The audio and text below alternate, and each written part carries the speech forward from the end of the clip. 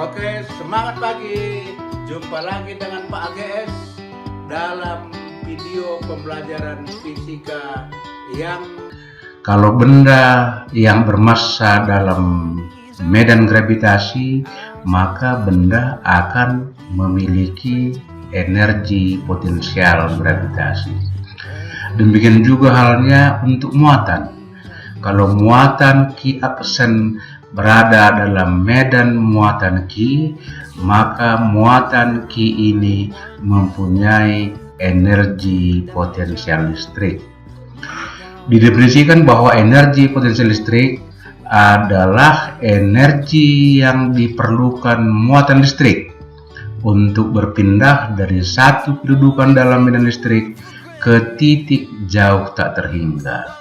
Muatan Q aksen berada dalam medan muatan Q, digerakkan dari A ke B yang jaraknya RA dan RB seperti gambar ini.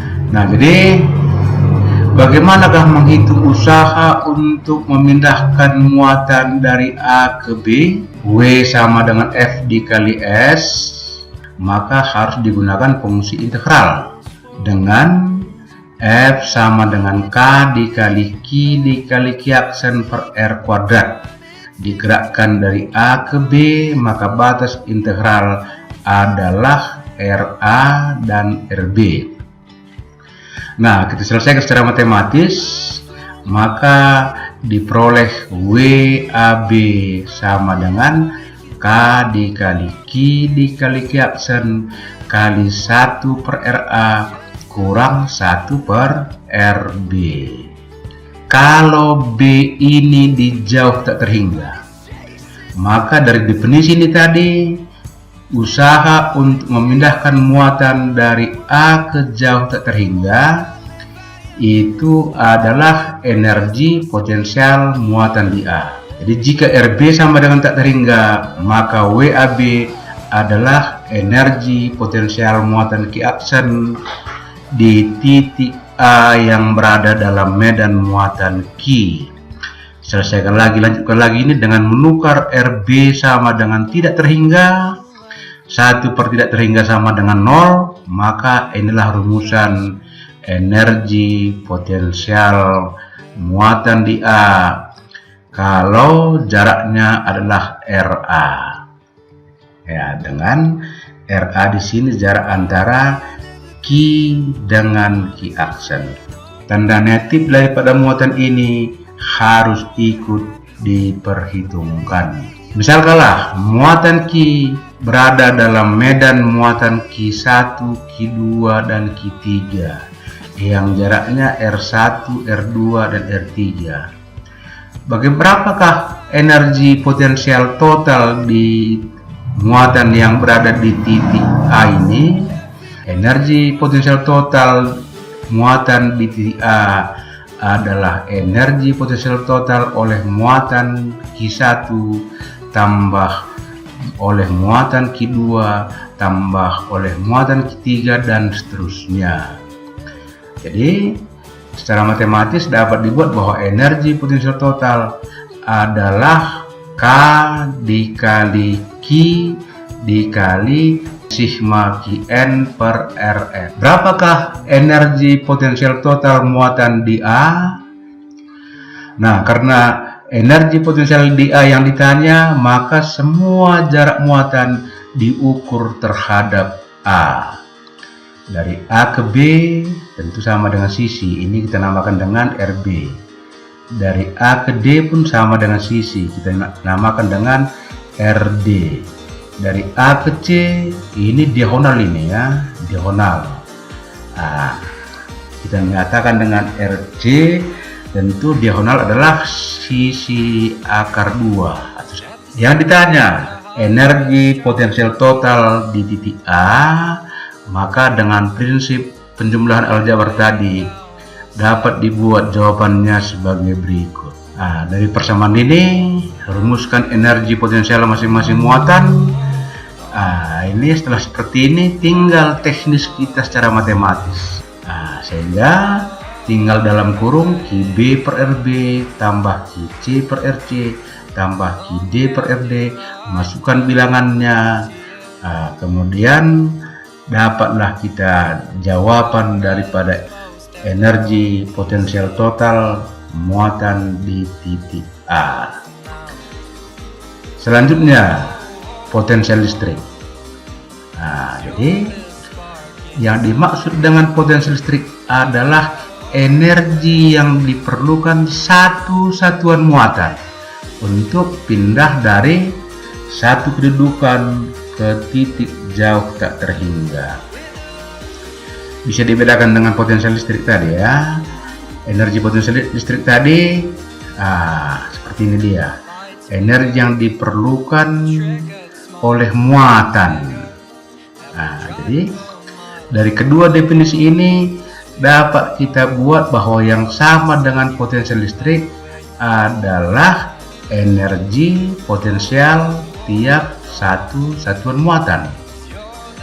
Jadi kalau dilambangkan, potensial listrik adalah energi potensial tiap satu satuan muatan, atau kalau energi potensial yang ditanya oleh juga energi potensial adalah muatan dikali potensial listrik. Usaha atau W delta EP boleh juga kita buat Q dikali dengan delta V. Dalam hal ini yang sama dengan delta V adalah beda potensial. Potensial listrik oleh muatan Q pada jarak R. Misalkan ini ada muatan Q, kalau ada muatan yang lain di sini maka muatan ini mendapat energi potensial.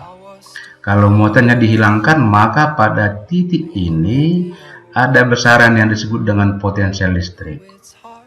Ya, kita gunakan saja persamaan ini, bahwa yang sama dengan potensial, energi potensial dibagi dengan muatan, energi potensial tadi adalah K dikali Q1 kali Q2 per R dibagi dengan Q2, maka diperoleh V sama dengan K dikali Q per R, dengan V sama dengan potensial, K tetapan hukum kolom, Q muatan yang menimbulkan potensial pada jarak R.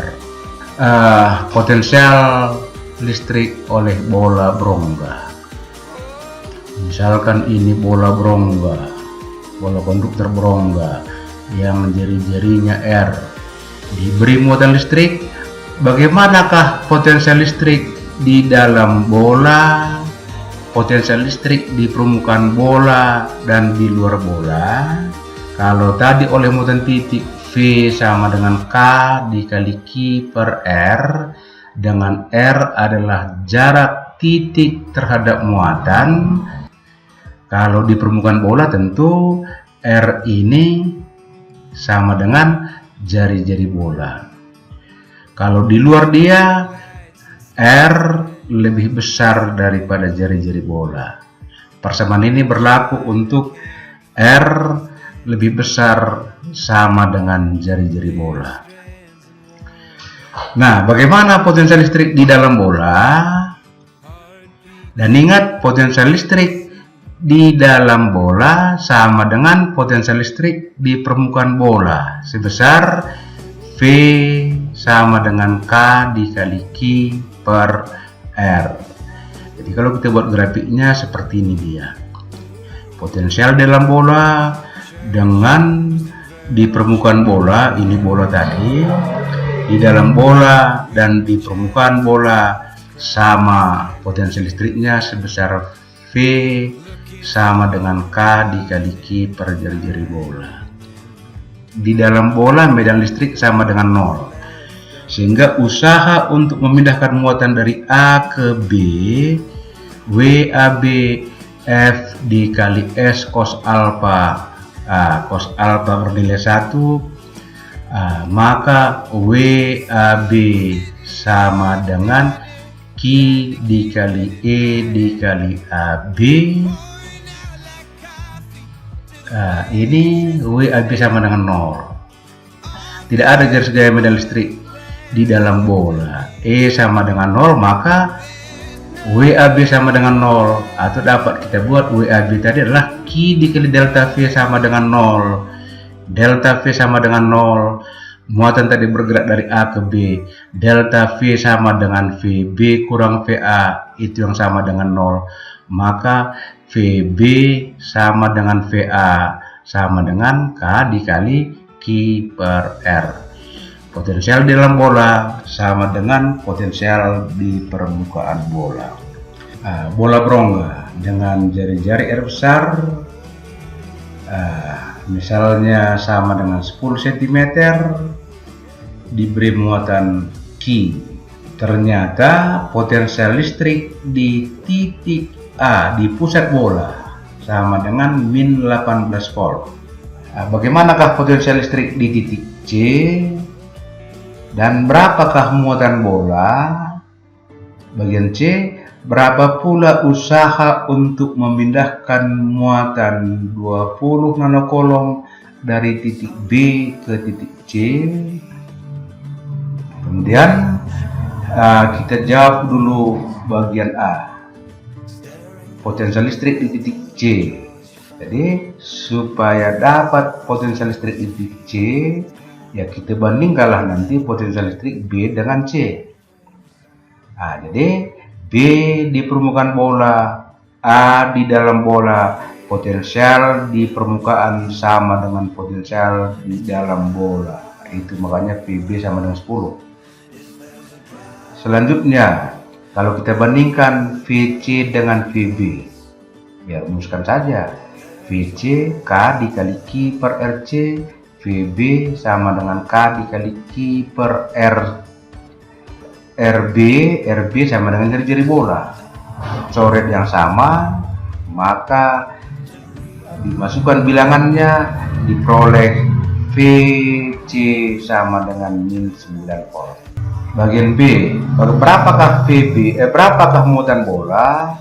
Ya, boleh kita ambil VB atau VC. Di sini kita lihat dulu VB. VB sama dengan K dikali Q per R. Maka Q sama dengan R dikali VB per K. Boleh juga ini Q sama dengan RC kali VC per K. Ya, masukkan bilangannya, dapat diperoleh Q sama dengan min 0,2 nanocoulomb. Usaha memindahkan muatan positif 20 nanocoulomb dari B ke C. Kita gunakan W sama dengan Q delta V. W BC sama dengan Q dikali VC kurang VB. Maka masukkan bilangannya, diperoleh W BC adalah 18 kali 10 pangkat min 8 joule atau 180 nanojoule. Jika dua pelat sejajar terpisah sejauh D, kalau dihubungkan dengan baterai, maka pada masing-masing pelat terdapat muatan yang sama besar berlainan jenis. Ada satu muatan dipindahkan dari pelat A ke pelat B.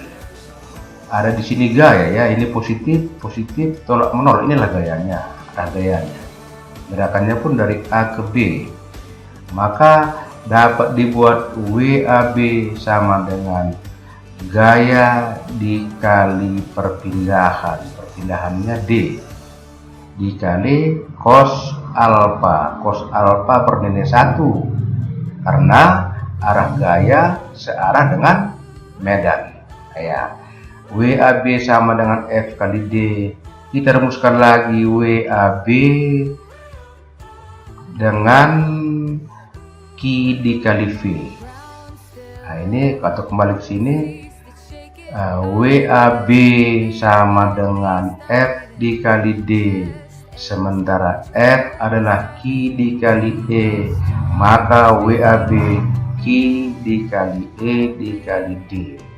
Sementara WAB tadi adalah Q dikali beda potensial. Samakan kiri dan kanan, delta V sama dengan E dikali D. Jadi D adalah jarak kedua pelat, delta V beda potensial, E medan listrik yang terdapat di antara kedua pelat. Bagaimana dulu besarnya medan listrik? Di antara dua pelat sejajar ada medan listrik homogen dulu. Misalkanlah ini dua pelat yang terpisah sejauh D dihubungkan dengan baterai yang tegangannya V. Seperti V ini nanti sama dengan beda potensial pada persamaan ini. Kalau misalnya luas masing-masing pelat adalah 5 cm bulu sangkar dan D ini sama dengan 2 mm, beda potensial kedua pelat 12 volt. Berapakah kuat medan listrik di antara kedua pelat? Di antara kedua pelat ini ada medan listrik homogen. Berapa besarnya? Bagian B, berapakah besar muatan pada masing-masing pelat? Kita jawab bagian A. Bagian A yang sama dengan V tadi adalah E dikali D, maka E sama dengan V per D. Tinggal memasukkan bilangannya. Diperoleh E sama dengan 6000 Newton per kolom. Bagian B, berapakah besarnya muatan? Ya, medan listrik E adalah sigma per epsilon 0, kan antara dua pelat sejajar terdapat medan listrik homogen yang besarnya sigma per epsilon 0. Dengan sigma ini dapat muatan Q per A, sehingga Q per A kali epsilon 0 sama dengan E, maka Q epsilon 0 dikali A dikali E. Masukkan bilangannya, tentu sudah dapat dihitung berapa nilai Q. Oke, sampai di sini pelajaran kita untuk potensial dan energi potensial. Tetap semangat dan banyak berlatih. Salam sehat.